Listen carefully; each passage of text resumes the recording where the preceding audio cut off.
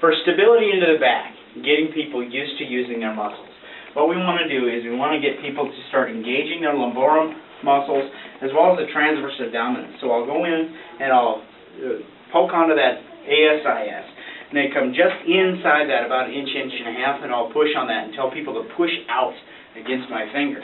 And when they're able to push out against my finger, I know that they can actually turn on that transverse abdominis muscle, which is our body's natural back brace for it. And that's what I'll tell them. We want to push that out, bear down, so that that's coming on as we start to go into the squat.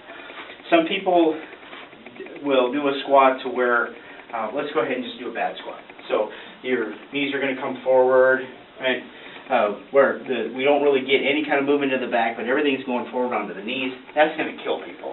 Or they'll do a squat where they don't even bend the knees. They just lower body, or the upper body just bends forward. Okay, that's going to kill them as well. So what we got to do is get them used to using the right muscles. For that, we'll use a door handle. So what she's going to do is she's going to grab onto the door handle, far back enough to where the arms aren't really bending, and then we get them to stick their butt backwards, and then tighten up the transverse abdominis. And then sometimes I'll actually even need to come down here and hold on to the shin as we keep the legs straight. Good. And then transverse abdominis is turned on, pushing out here.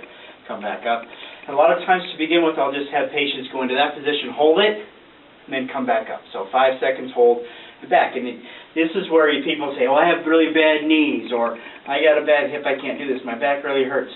They can do this. They're hanging onto the door, and all we're doing is activating the muscles. Once we get people home, send them home for a week, activating the muscles, now we can actually have them go down maybe into a quarter or a half squat right here. And you notice the shins are straight, shoulders and the knees are in alignment, and we're getting the nice curve into the back. You can go ahead and come back up. Now, that might be good enough for people.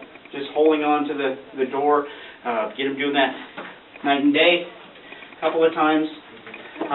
But to actually get into the proper posture, we're going to have to do an over-the-head bar squat. Now, the over-the-head bar, as you notice, it's PVC pipe. There's no weight. Here, the bar is about an inch above and an inch behind the head. We got the feet in the same position. As she goes into the squat, the buttocks goes backwards. The shins are staying straight. The sternum is coming up, outward, so that we have the proper posture. And then back up. If she wanted to, she could go into a full squat. Here we got just a half squat. I don't really like telling people to go past 90 degrees with their thigh to the ground, because there's really not much that we're gaining out of that as far as spinal rehab. You know, going into more of a weightlifting and CrossFit games and all that, sure, but for spinal rehab we don't really need it. You want to do on the wall? The advanced level here, if people are really looking, am I doing this correctly?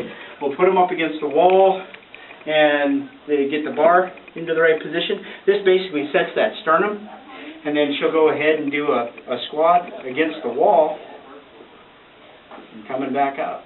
Perfect. Woohoo! Well done. All right, and that's how we know that we're actually doing the proper form. But the bar, just a bar by itself, is a great tool to get your patients to doing a squat properly.